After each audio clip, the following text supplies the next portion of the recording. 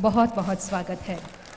आज के इस विशिष्ट अवसर पर हमारे बीच पधारे हैं नूतन भारत आत्मनिर्भर भारत के निर्माता माननीय प्रधानमंत्री श्री नरेंद्र मोदी जी, गुजरात राज्य के माननीय राज्यपाल महोदय श्री आचार्य देवव्रत जी, गुजरात के माननीय मुख्यमंत्री श्री भूपेंद्र पटेल जी, देश के माननीय रक्षा मंत्री श्रीमान राजनाथ सिंह जी, माननीय केंद्रीय नागर विमानन मंत्री श्री ज्योतिरादित्य सिंधिया जी तथा मंच पर आसीन टाटा सन्स के चेयरमैन श्री एन चंद्रशेखरन और एयरबस के chief commercial officer and head of Airbus international mister Christian Shearer, आप सभी का बहुत बहुत स्वागत।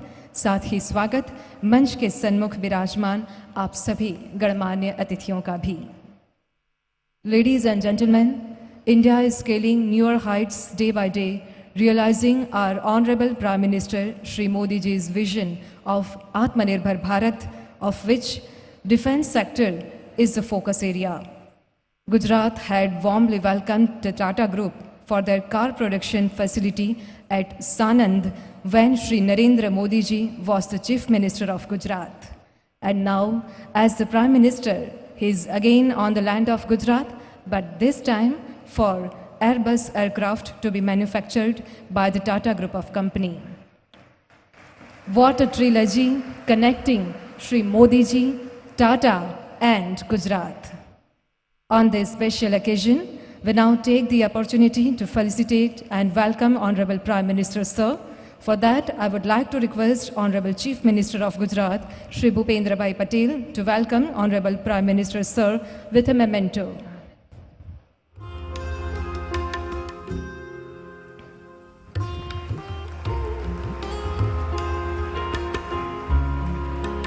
Thank you, sir. I now request Chairman Tata Sons Shri N. Chandrasekharan and Airbus Executive Vice President Shri Christian Scherer to jointly felicitate Honorable PM Sir by presenting a memento of the C295 aircraft which will be built in Vadodara. It is an Airbus aircraft built by Tata and delivered by Airbus to Indian Air, taking forward the legacy of Tata Group. Shri N. Chandrasekharan, Chairman Tata Sons, to deliver his welcome address.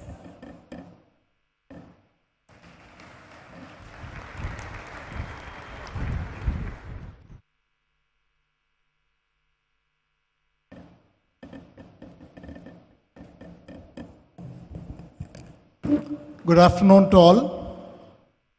Today is a historic day, and it is my great honor and privilege to welcome our Honorable Prime Minister Shri Narendra Modi ji for this function.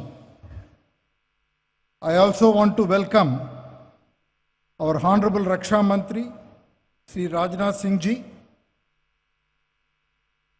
the Honorable Governor of Gujarat, Acharya Devvrat ji, Honorable Gujarat Chief Minister, Shri Bhupendra Patel ji, our Honorable Minister of Civil Aviation, Shri Sindhia ji, and respected guests from the government, administrative services, and the armed forces, and my dear friends from the industry and my colleagues from Tata Group. And not the least, our partners and my friends from Airbus. It is truly a historic day. Today, we mark the beginning of full-scale aircraft manufacturing in India by the private sector. In its true essence, it conveys Atmanirbhar Bharat vision of our Honorable Prime Minister Narendra Modi ji. Honorable Prime Minister, your clarion call to the Indian industry to make our nation Atmanirbhar has been a truly inspiring one, and it constantly motivates us in the industry to undertake large and new visionary projects to further our nation's progress under your visionary leadership. I want to take a moment to go back to history because this project was conceived 10 years ago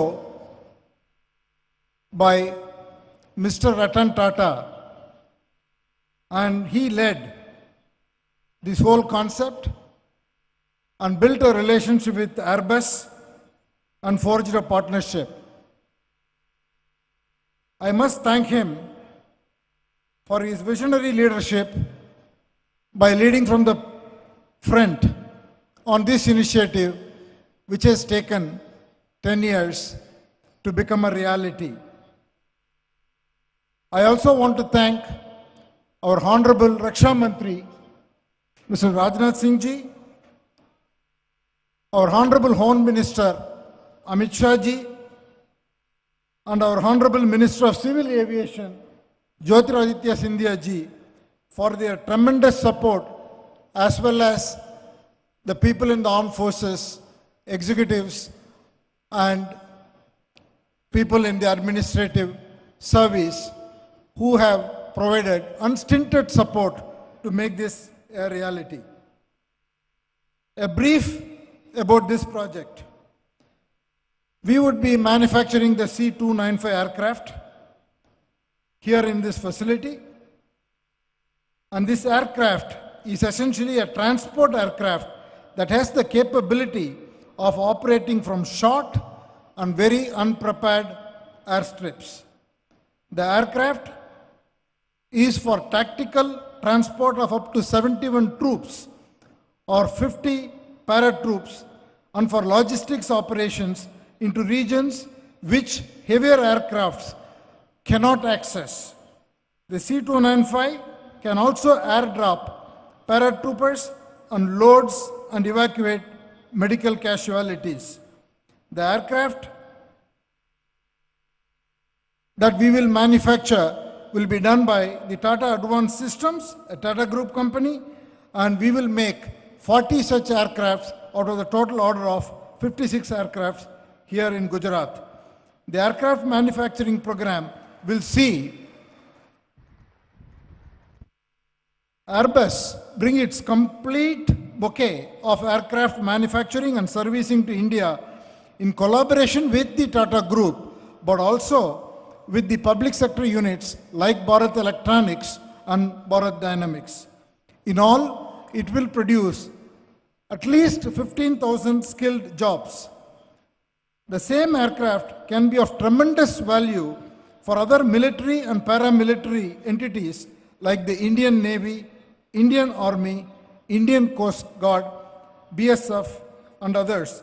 There is also a very substantial global demand, and I definitely see exports being another big opportunity in the distant future.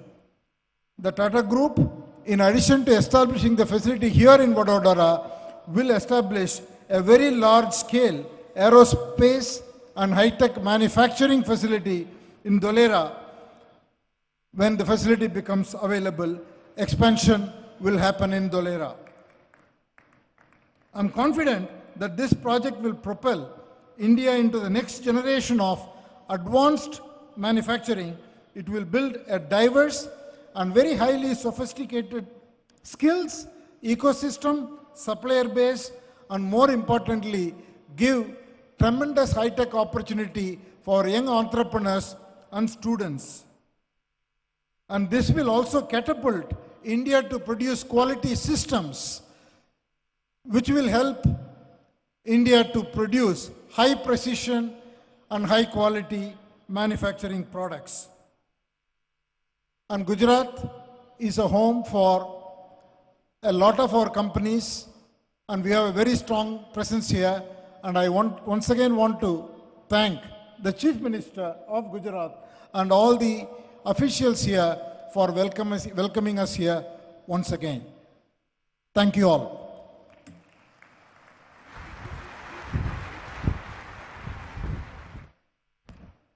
Thank you very much, sir. Airbus is the largest commercial aircraft manufacturer in the world, and its relationship with India goes back to more than 60 years. The C295 aircraft from Airbus Defence and Space is the most versatile and efficient tactical transporter that can perform different combat missions. Today, we have with us Mr. Christian Scherer, Executive Vice President, Chief Commercial Officer and Head of Airbus International. Sir, may I now request you for your address.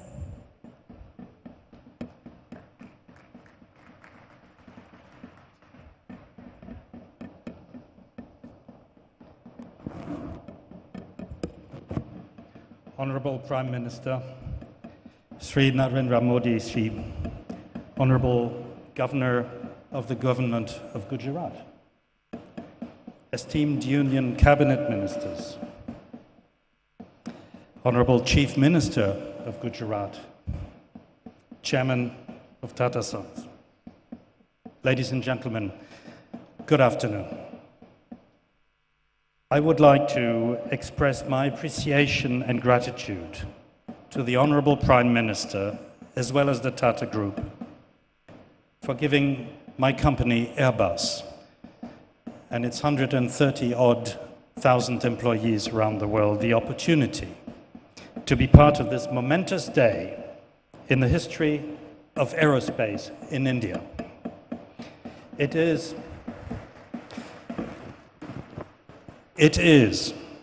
a very proud moment for us.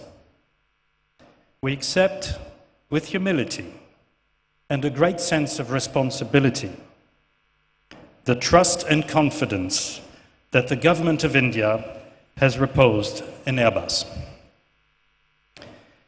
In the Tata Group, so ably helmed by our partner and friend, Mr. Chandrasekaran, Airbus has a most trusted and respected partner, and both our companies will work together to build an excellent final assembly line here in Gujarat. Together, we will be delivering an aircraft that will strengthen the Indian Air Force and serve the Honorable Prime Minister's vision of an Atmanirbhar Bharat.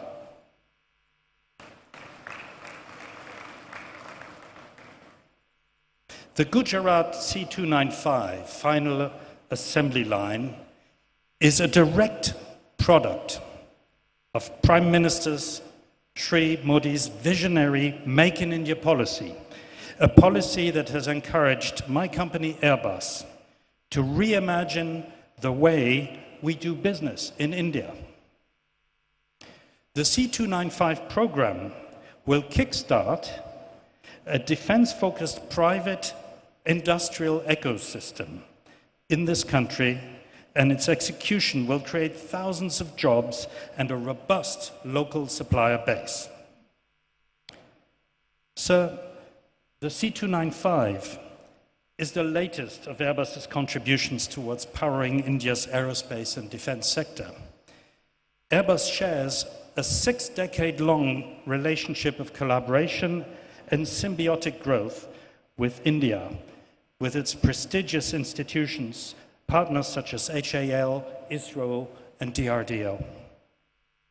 We take immense pride in the fact that we have been and continue to be a partner in this Indian growth story.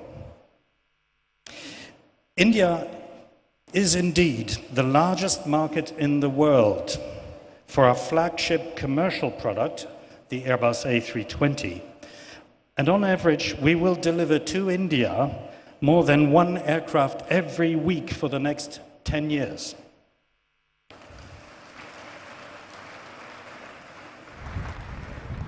It is therefore only natural that our industrial footprint should grow in this great nation. However, India is not only a tremendous market, it is also a strategic resource hub for us, a country with exceptional talent and competencies. We're constantly increasing India's contribution to our global products, and can proudly say that every Airbus aircraft, every Airbus helicopter, every Airbus satellite produced is partly made in India. At Airbus, we make in India, we design in India, we innovate in India, we train in India. In fact, we like to think we are also Indian.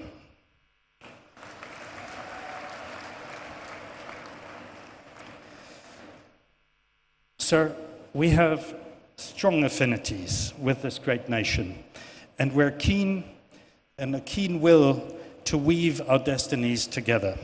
Make in India is at the heart of our business strategy, and we will continue to contribute towards building a self-reliant India. We are confident that India is well on its way to achieving its ambitions in this aerospace and defense sector, and Airbus is privileged to be a leading partner in this journey. Thank you.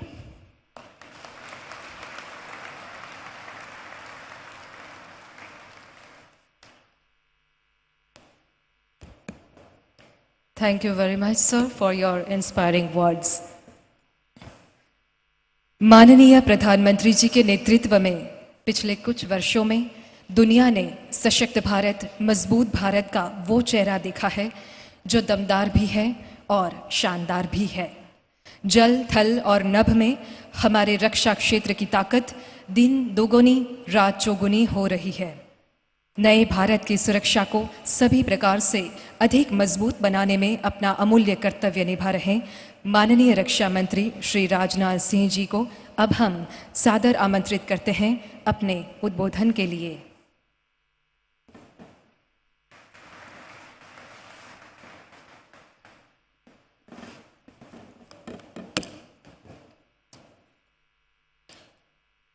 Bharat के यशस्वी प्रधानमंत्री आदरणीय नरेंद्र जी मोदी, माननीय राज्यपाल आचार्य देवव्रत जी और हमारे civil aviation minister Shri Jyotiraditya Scindia, Gujarat के माननीय मुख्यमंत्री श्री भूपेंद्र जी पटेल, सारे N Chandrasekaran ji, chairman Tata sons, and mister किशन Scherer, chief commercial officer Airbus, यहाँ उपस्थित इंडस्ट्री लीडर्स, मेरे प्यारे स्टूडेंट्स, मीडिया के मित्रों, देवियों व सज्जनों, आज हमारे यशस्वी प्रधानमंत्री जी हम सबके बीच उपस्थित हैं।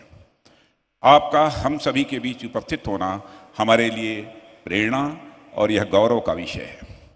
प्रधानमंत्री जी, गुजरात की इस ऐतिहासिक और महान भूमि पर मैं तहे दिल आपका हार्दिक स्वागत करता हूं, आपका अभिनंदन करता हूं।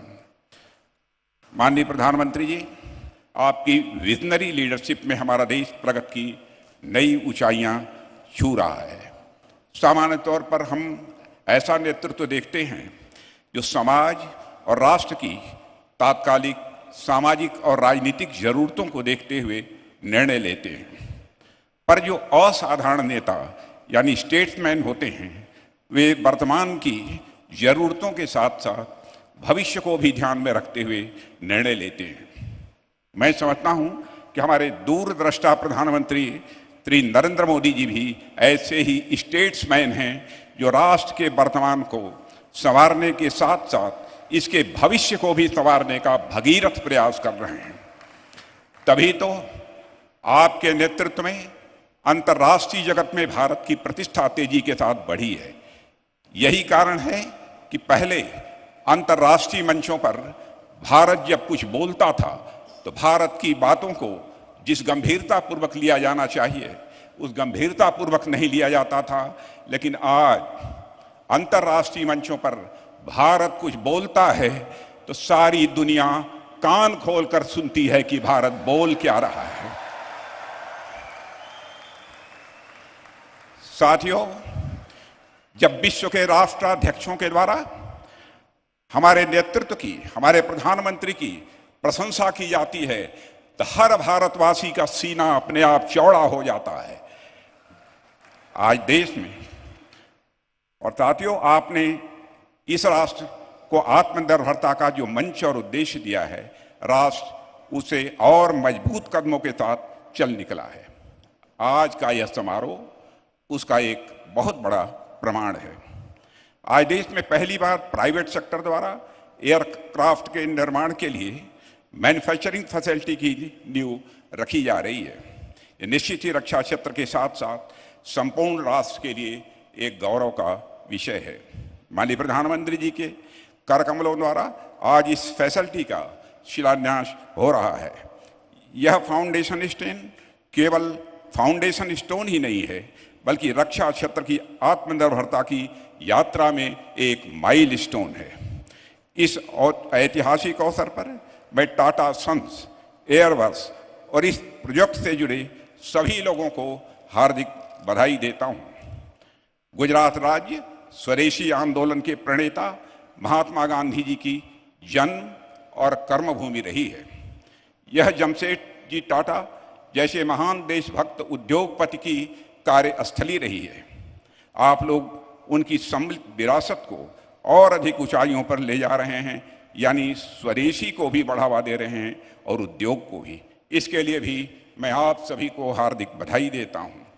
इस फैसिलिटी में निर्मित C-295 एयरक्राफ्ट सुपीरियर कैपेबिलिटीज और ग्लोबल स्टैंडर्ड्स के साथ साथ स्टेट ऑफ आर्ट एयरक्राफ्ट होंगे। यह modern transport aircraft Indian air force की लॉजिस्टिकल कैपेबिलिटी में अभूतपूर्व बढ़ोतरी करेगा। यह अत्यंत महत्वपूर्ण और गौरवपूर्ण बात है कि सभी 56 एयरक्राफ्ट में indigenous electronic warfare suit fit किए जाएंगे, जो कि भारत इलेक्ट्रॉनिक्स लिमिटेड और भारत डायनेमिक्स लिमिटेड द्वारा निर्मित किए जाएंगे।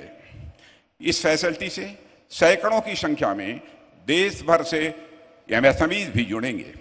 यह प्राइवेट सेक्टर और DPSUs के कोलैबोरेटिव एफर्ट से आर्म्ड फोर्सेज की रिक्वायरमेंट्स को पूरा करने का एक बड़ा उदाहरण प्रस्तुत करता है। मुझे पूरा विश्वास है कि डोमेस्टिक मैन्युफैक्चरिंग को बढ़ावा देने के लिए रक्षा मंत्रालय द्वारा किए गए उपाय न केवल हमारी आर्म्ड फोर्सेज की जरूरतों को पूरा करेंगे, बल्कि भारत को डिफेंस इक्विपमेंट और प्लेटफॉर्म का एक नेट एक्सपोर्टर बनाने में भी मदद करेंगे। देवियों व सज्जनों, आज देश में प्राइवेट सेक्टर द्वारा एयरक्राफ्ट मैन्युफैक्चरिंग की नई यात्रा शुरू हो रही है। इस फैसिलिटी द्वारा निर्मित विमान की उड़ान केवल एक प्लेटफॉर्म की उड़ान नहीं होगी, बल्कि वह रक्षा क्षेत्र में आपसी सहयोग की उड़ान होगी। वह हमारी रक्षा सशक्तिकरण की उड़ान होगी और वह रक्षा क्षेत्र की आत्मनिर्भरता की उड़ान होगी, ऐसा मेरा मानना है। गुजरात का यह शहर बड़ौदा, जो कि अपने टेक्सटाइल्स, जेम्स और ज्वेलरी के लिए प्रसिद्ध रहा है, आने वाले समय में रक्षा उत्पादों के लिए भी देश और दुनिया में यह बड़ौदा जाना जाएगा। साथियों, आज जिस ग्राउंड में हम सभी यहाँ एकत्रित हुए हैं, यह ग्राउंड सती अनसुईया के नाम पर है। मान्यता है कि अपने सतीत्व और तपोबल से उन्होंने सृष्टि की सर्वोच्च शक्तियों यानी ब्रह्मा, विष्णु और महेश को अपने आंगन में बालक बनाकर खिलाया था। आने वाले समय में रक्षा क्षेत्र की विश्व की बड़ी शक्तियां गुजरात के आंगन में खेलेंगी, ऐसा मेरा पक्का विश्वास है। इस अवसर पर अधिक कुछ न कहते हुए मैं अपनी गरिमामयी उपस्थिति प्रदान करने के लिए माननीय प्रधानमंत्री जी को हार्दिक धन्यवाद देता हूं। मैं इस समारोह में अपनी उपस्थिति प्रदान करने के लिए आप सभी को धन्यवाद देते हुए अपना निवेदन यहीं समाप्त करता हूं।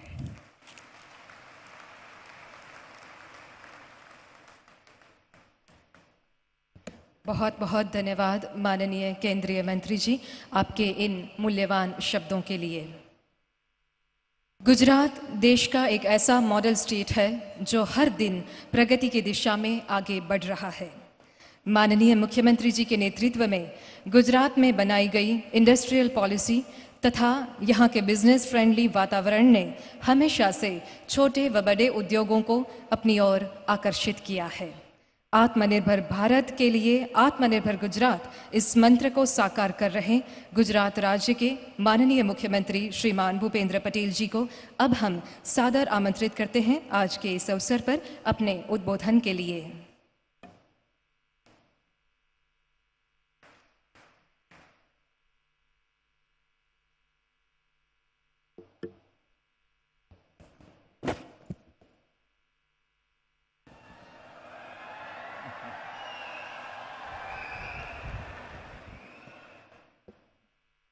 Tata advance system limited and Airbus द्वारा आयोजित C295 एयरक्राफ्ट मैन्युफैक्चरिंग फैसिलिटी के भूमि पूजन समारोह में हमारे सबके साथ मंच पर विराजमान आधुनिक भारत के स्वप्नद्रष्टा, वैश्विक नेता, विकास पुरुष आदरणीय प्रधानमंत्री श्रीमान नरेंद्र भाई मोदी साहब, राज्य के महामहिम राज्यपाल श्री आचार्य देवव्रत जी, रक्षा मंत्री श्री राजनाथ सिंह जी, नागरिक उड्डयन मंत्री श्री ज्योतिरादित्य सिंधिया जी, टाटा सन्स के चेयरमैन श्री एन चंद्रशेखरन जी, एयरबस के chief commercial officer Shri Christian seller, उद्योग जगत के सभी अग्रिम निर्माता, उपस्थित अधिकारीगण, आमंत्रित सभी गणमान्य अतिथिगण, प्रेस मीडिया के मित्रों,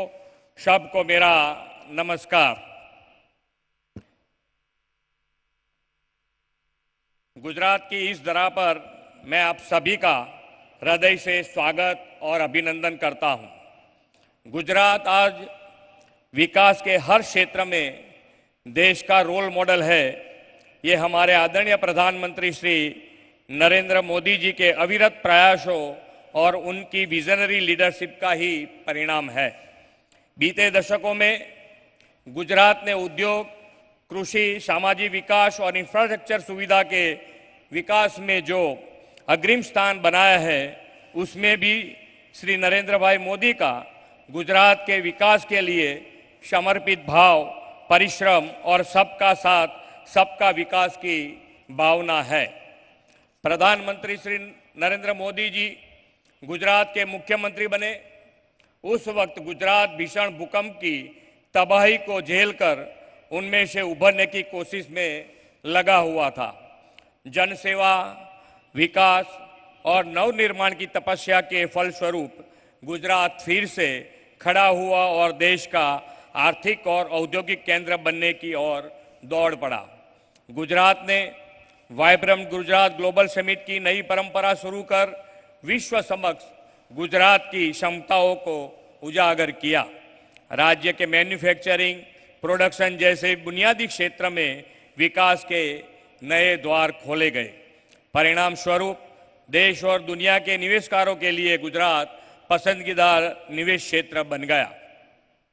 हमें गौरव है कि प्रधानमंत्री जी के मार्गदर्शन और प्रेरणा से इस डबल इंजन सरकार के परिणाम रूप आज 8.5 लाख से भी ज़्यादा MSME कार्यरत है, जबकि 20 साल पहले गुजरात में कुछ ही गिने चुने MSME ही थे। प्रधानमंत्री जी के दिशा दर्शन में गुजरात ने industrial policy, semiconductor policy, IT and ITS policy, drone policy, electronic policy जैसी अनेक पॉलिसीज के अमलता तथा लॉजिस्टिक इंफ्रास्ट्रक्चर ने राज्य में मजबूत इंफ्रास्ट्रक्चरल इकोसिस्टम का निर्माण किया है। इसके फलस्वरूप राज्य के युवाओं को बेहतर रोजगार अवसर तथा स्टार्टअप को बल मिला है। गुजरात स्टार्टअप रैंकिंग में देश में प्रथम स्थान पर है। Gujarat auto parts, ceramic, diamond, pharma, chemical, manufacturing production का हब बन चुका है। माननीय प्रधानमंत्री श्री नरेंद्र भाई मोदी के दूरंदर्शी नेतृत्व में पिछले सालों में भारत सरकार ने एरोस्पेस और रक्षा क्षेत्र में आत्मनिर्भरता के बढ़ावा देने के लिए अनेक पहल की हैं। गुजरात समेत कई राज्यों में डिफेंस मैन्युफैक्चरिंग फैसिलिटीज का विकास हो रहा है। हमारे रक्षा नीतियों का यह परिणाम है कि गुजरात आज डिफेंस मैन्युफैक्चरिंग के लिए सक्षम राज्य बना है। हाल ही में गुजरात ने भारत के प्रमुख डिफेंस एक्सपीडिशन के अब तक के सबसे बड़े इवेंट डिफेंस एक्सपो का सफल आतिथ्य भी किया है। यह एक्सपो रक्षा क्षेत्र के संबंधित उत्पादों की मैन्युफैक्चरिंग के लिए भारत और गुजरात को एक अग्रणी मैन्युफैक्चरिंग के रूप में स्थापित होने का दिशा दर्शन बना है। अब हम गुजरात को डिफेंस मैन्युफैक्चरिंग का वैश्विक हब बनाने की दिशा में कार्यरत है। ईस्ट इंडिया C295 कार्यक्रम में टाटा एडवांस सिस्टम लिमिटेड और एयरबस कंपनी को द्वारा बड़ौदा में पहले बड़े make in India project final assembly line का शुरू होना गुजरात के लिए गर्व की बात है। गुजरात भारत के उन चुनिंदा राज्यों में से एक है जिसने 2016 से ही एरोस्पेस एंड डिफेंस पॉलिसी को लागू कर दिया था। हमारी इस नीति ने डिफेंस सेक्टर के अनेक बड़े प्लेयर्स को गुजरात में मैन्युफैक्चरिंग के लिए आकर्षित किया है। मुझे यह बताते हुए गर्व हो रहा है कि वाइब्रेंट समिट युवाओं की उद्यमिता एवं स्टार्टअप कल्चर के परिणाम स्वरूप आज गुजरात ग्रोथ इंजन बना है। गुजरात मैन्युफैक्चरिंग आउटपुट में 18% योगदान और एक्सपोर्ट में लगभग 30% योगदान से 7 देश में सबसे आगे है। आने वाले समय में माननीय प्रधानमंत्री जी के आत्मनिर्भर भारत के संकल्प को पूरा करने की दिशा में गुजरात एक अग्रसर रहेगा, ऐसा मेरा विश्वास है। मैं एक बार फिर टाटा एडवांस सिस्टम लिमिटेड और एयरबस का गुजरात में स्वागत करते हुए अपनी वाणी को विराम देता हूं। बहुत बहुत धन्यवाद। भारत माता की जय। वंदे मातरम। जय जय गरवी गुजरात।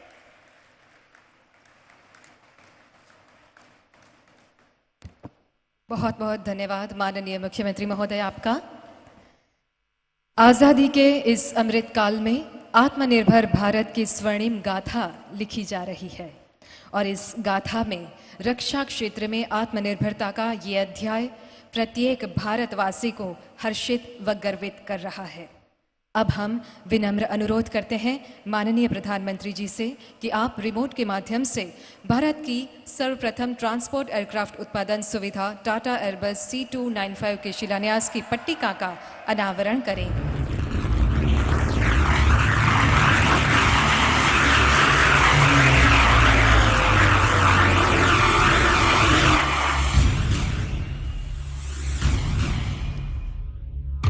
टाटा ग्रुप 6 दशक से एरोस्पेस सेक्टर की दिशा में काम कर रहा है।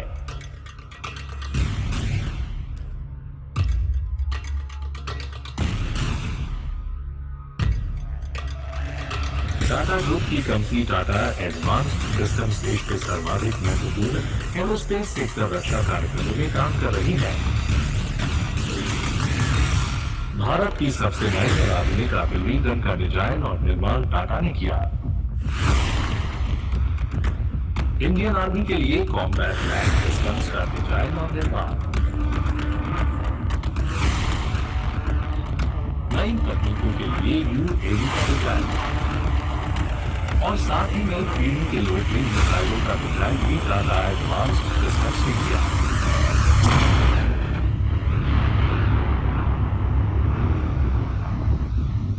टाटा ने नई एयरक्राफ्ट की तकनीक में आगे बढ़ने के लिए कदम बढ़ाए हैं। नई तकनीक को धारिता दिया है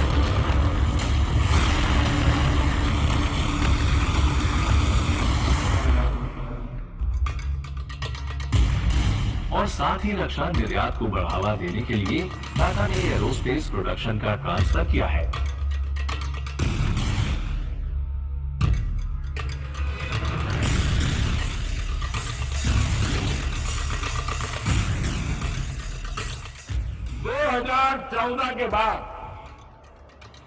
के बाद एक पॉलिसी रिफॉर्म किए गए।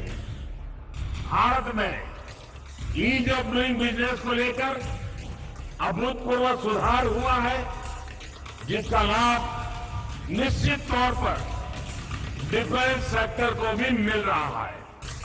भारत सरकार की नई नीतियों से प्रेरणा लेकर टाटा ने अब एक नया कदम उठाया है, जिसमें सैन्य विमान को पूरी तरह भारत में बनाया जाएगा।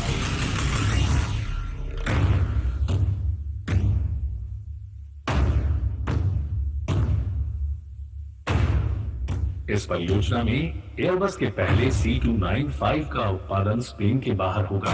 एयरबस के साथ साझेदारी करना टाटा के लिए गर्व की बात है। भारतीय वायुसेना के अनुबंध के तहत टाटा 50 में से 40 विमान वडोदरा में बनाएंगे। इस परियोजना से 10,000 कुशल रोजगार उत्पन्न होगा।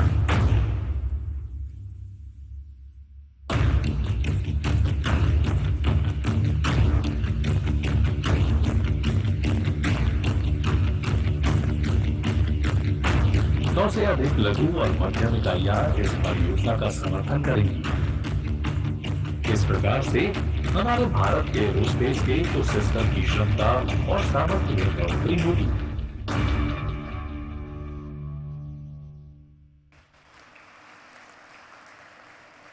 बहुत बहुत धन्यवाद माननीय प्रधानमंत्री जी, और प्रत्येक भारतवासी को बहुत बहुत बधाई।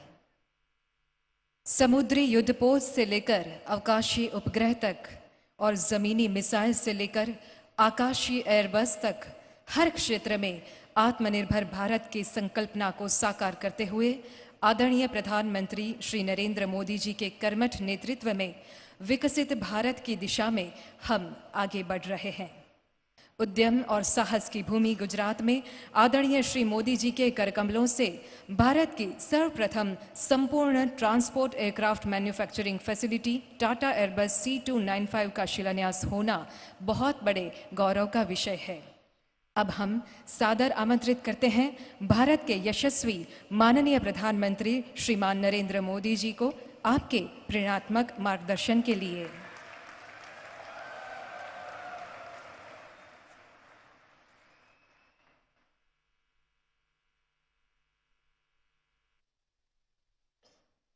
गुजरात के राज्यपाल श्री आचार्य देवव्रत जी, गुजरात के लोकप्रिय मुख्यमंत्री भूपेंद्र भाई पटेल, केंद्रीय मंत्रिमंडल के मेरे सहयोगी देश के रक्षा मंत्री श्रीमान राजनाथ सिंह जी, श्रीमान ज्योतिरादित्य सिंधिया जी, टाटा सन्स के चेयरमैन, एयरबस इंटरनेशनल के चीफ कमर्शियल ऑफिसर, डिफेंस और एविएशन सेक्टर के उद्योगों के साथ जुड़े सभी साथी, देवी और सज्जनों, नमस्कार। આપણે ત્યાં ગુજરાતમાં તો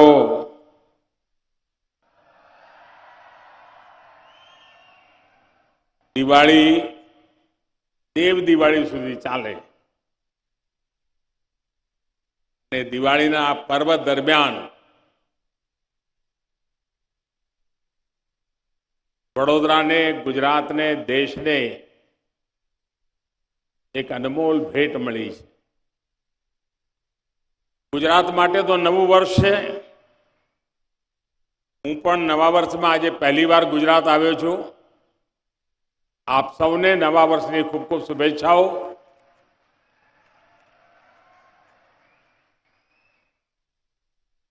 आज भारत को दुनिया का बड़ा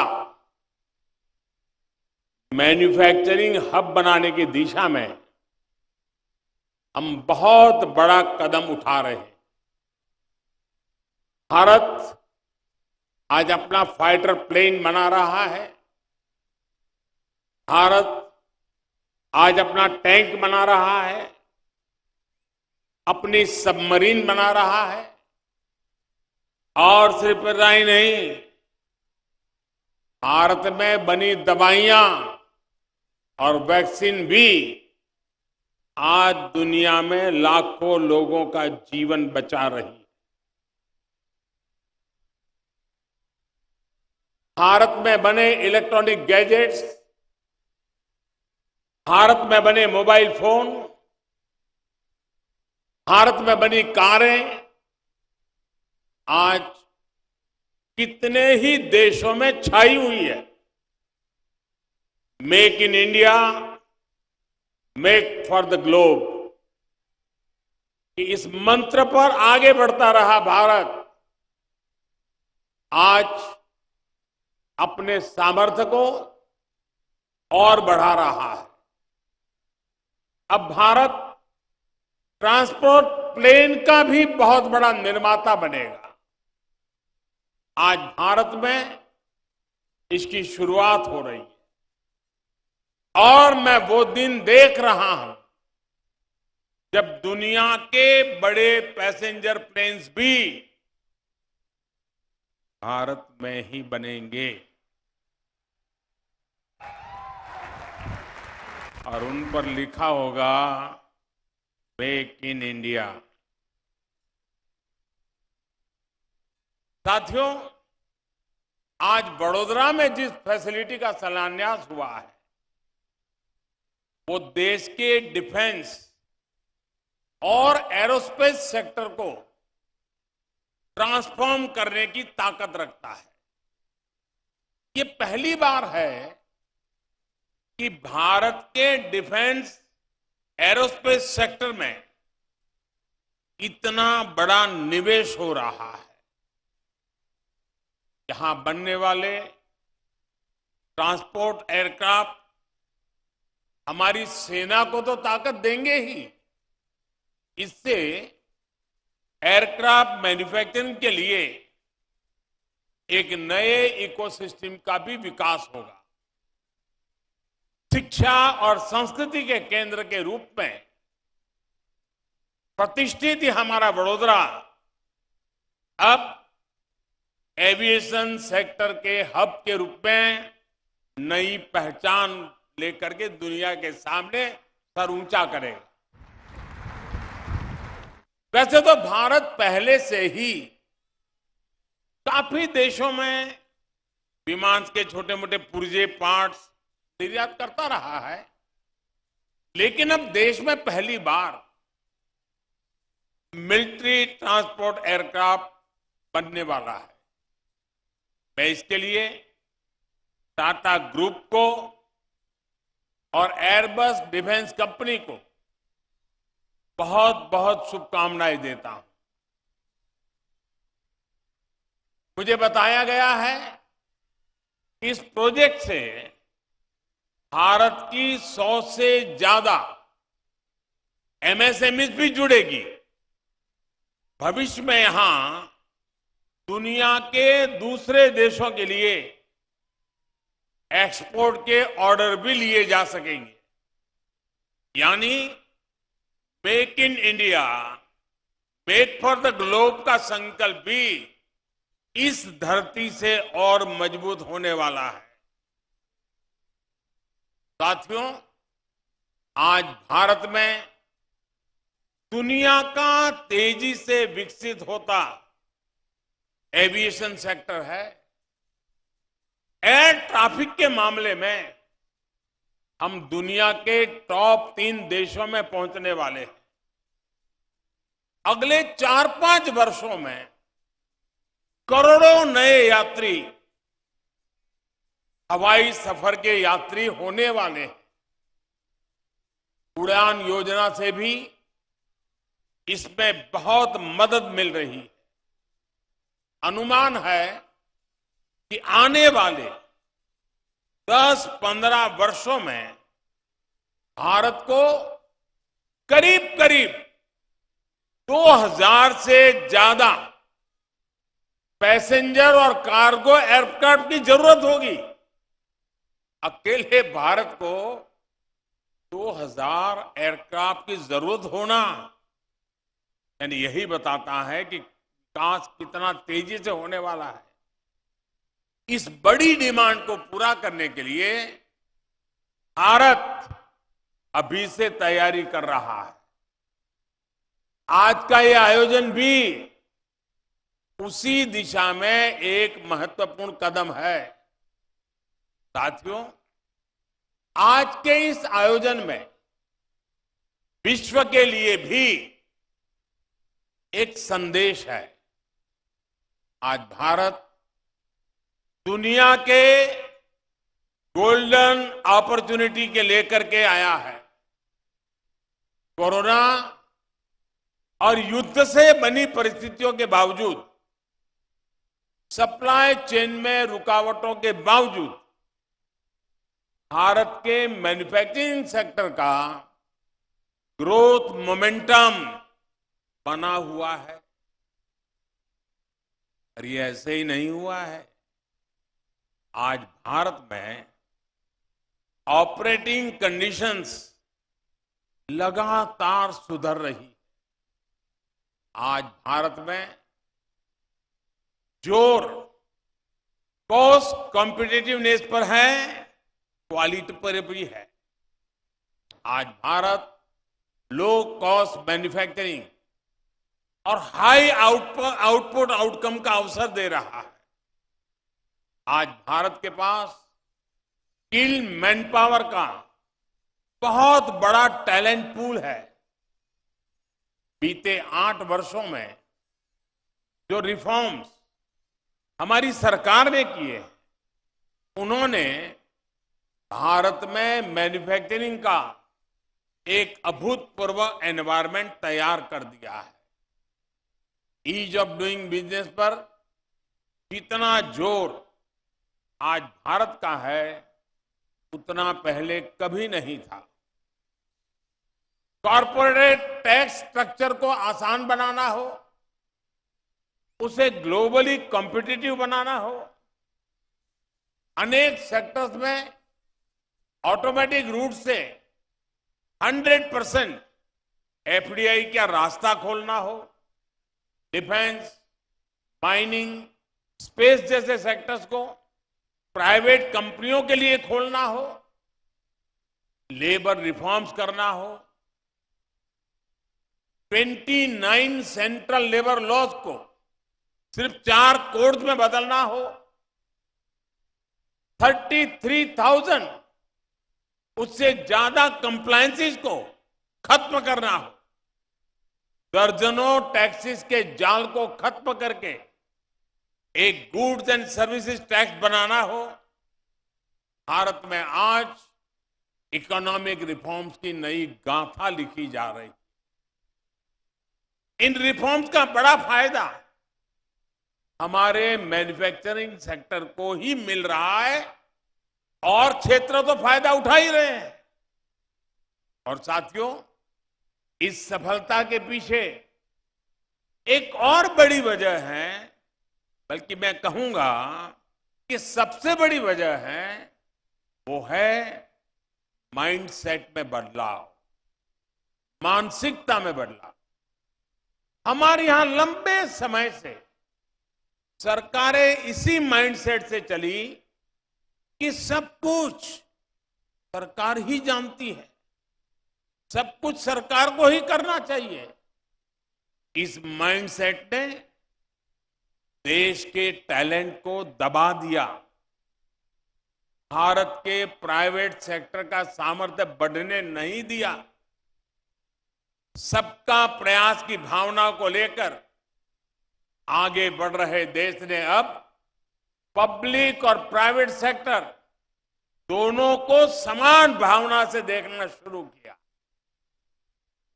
साथियों, पहले की सरकारों में माइंडसेट ऐसा भी था कि समस्याओं को टाल दिया जाए, कुछ सब्सिडी देकर मैन्युफैक्चरिंग सेक्टर को जिंदा रखा जाए।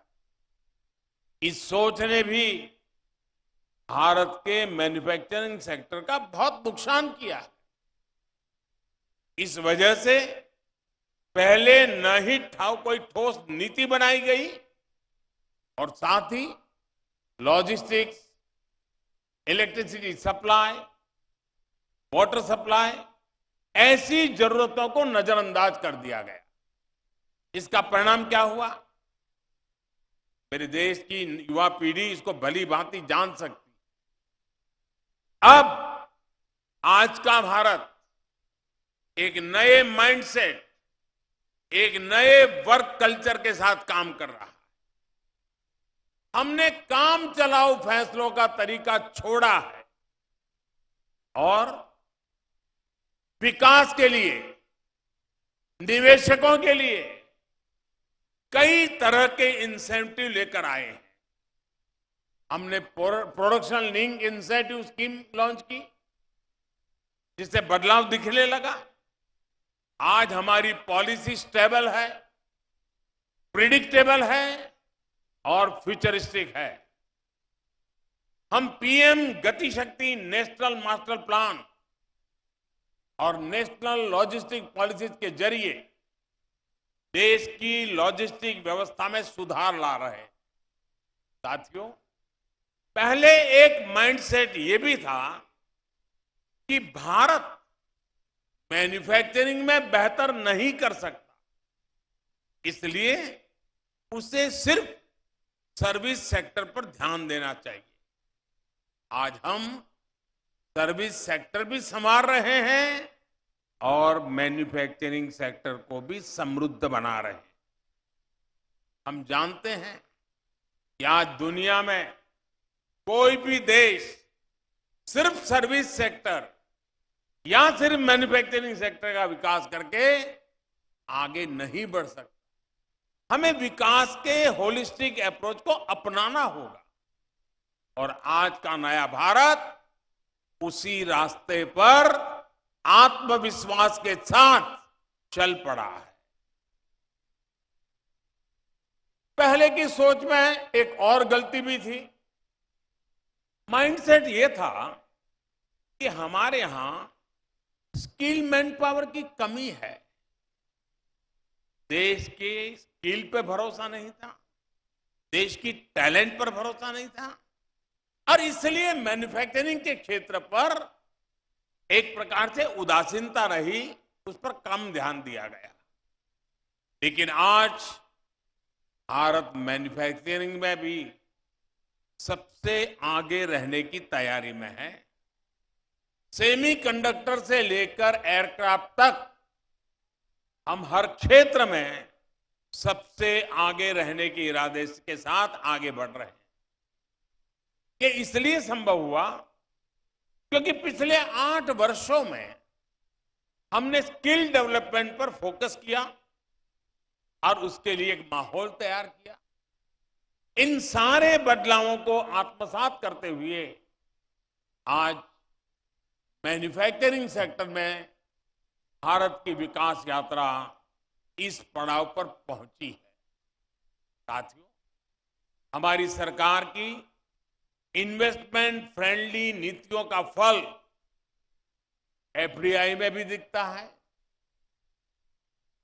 पिछले 8 वर्षों में 160 देशों से ज्यादा की कंपनियों ने भारत में निवेश किया है। और ऐसा भी नहीं कि विदेशी निवेश सिर्फ कुछ इंडस्ट्रीज में ही आया हो, इसका फैलाव अर्थव्यवस्था के 60 से ज्यादा सेक्टर को कवर करता है। 31 राज्यों के अंदर इन्वेस्टमेंट पहुंचा है। अकेले एरोस्पेस सेक्टर में ही $3 बिलियन से अधिक का निवेश हुआ है। साल 2000 से 2014 तक इस सेक्टर में जितना निवेश हुआ था उससे यानी वो 14 साल की तुलना में इन 8 वर्षों में 5 गुना ज्यादा निवेश हुआ है। आने वाले वर्षों में आत्मनिर्भर भारत अभियान के बड़े पिलर्स डिफेंस और एरोस्पेस सेक्टर होने वाले। हमारा लक्ष्य है कि 2025 तक हमारी डिफेंस मैन्युफैक्चरिंग का स्केल $25 बिलियन पार कर जाएगा। हमारे डिफेंस एक्सपोर्ट भी $5 बिलियन से अधिक होंगे। उत्तर प्रदेश और तमिलनाडु में विकसित हो रहे डिफेंस कॉरिडोर से भी इस सेक्टर को स्केल अप करने में मदद मिलेगी। वैसे मैं आज देश के रक्षा मंत्रालय और गुजरात सरकार की भी भूरी भूरी प्रशंसा करता हूं, तारीफ करता हूं। आपने देखा होगा कुछ दिन पहले उन्होंने गांधीनगर में बहुत शानदार डेफ एक्सपो आयोजन किया। डिफेंस से जुड़े सारे इक्विपमेंट्स का वहां बहुत बड़ा कार्यक्रम हुआ और मुझे कहते हुए खुशी हो रही है और राजनाथ जी को मैं बधाई देता हूं कि अभी तक का सबसे बड़ा डेफ एक्सपो था और इसमें सबसे बड़ी खूबी ये थी कि इस डेफ एक्सपो में प्रदर्शित सभी उपकरण और टेक्नोलॉजी सबके सब भारत में बने थे।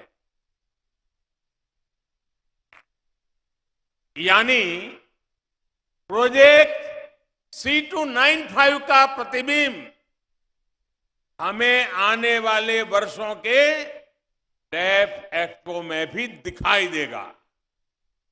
मैं टाटा ग्रुप को और एयरबस को इसके लिए भी अग्रिम शुभकामनाएं देता हूं।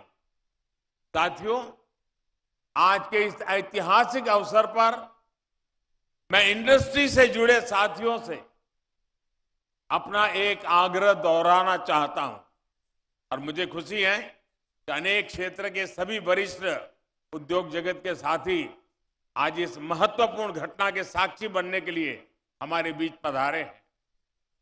देश में इस समय निवेश के लिए जो अभूतपूर्व विश्वास बना है उसका अधिक से अधिक लाभ आप उठाएं।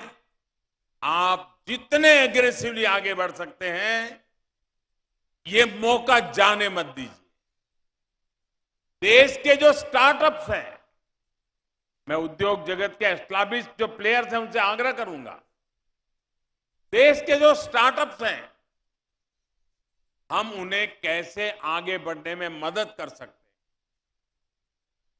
मैं तो चाहता हूं सब बड़ी इंडस्ट्री एक स्टार्टअप सेल अपने यहां बनाएं और देश भर में जो हमारी नए नौजवान स्टार्टअप पे काम करते हैं उनका अध्ययन करें और उनके काम में उनकी रिसर्च क्या मैच कर सकती है उसका हैंड होल्डिंग करें। आप देखिए बहुत तेजी से आप भी बढ़ेंगे और मेरे वो नौजवान आज स्टार्टअप की दुनिया में हिंदुस्तान का नाम रोशन कर रहे हैं, उनकी भी ताकत अनेक गुना बढ़ जाएगी। रिसर्च में अभी भी प्राइवेट सेक्टर की हिस्सेदारी सीमित ही है। इसको हम मिलकर बढ़ाएंगे तो इनोवेशन का, मैन्युफैक्चरिंग का और सशक्त इकोसिस्टम विकसित कर पाएंगे। सबका प्रयास का मंत्र हम सबको काम आएगा, हम सबके लिए मार्गदर्शक रहेगा और हम सब उसी राह पर चल पड़ेंगे। एक बार फिर सभी देशवासियों को इस आधुनिक एयरक्राफ्ट मैन्युफैक्चरिंग फैसिलिटी के लिए मैं बहुत बहुत बधाई देता हूं। देश के नौजवानों के लिए अनेक नए अवसर इंतजार कर रहे हैं। मैं देश की युवा पीढ़ी को भी विशेष रूप से शुभकामनाएं देता हूं। बहुत बहुत धन्यवाद।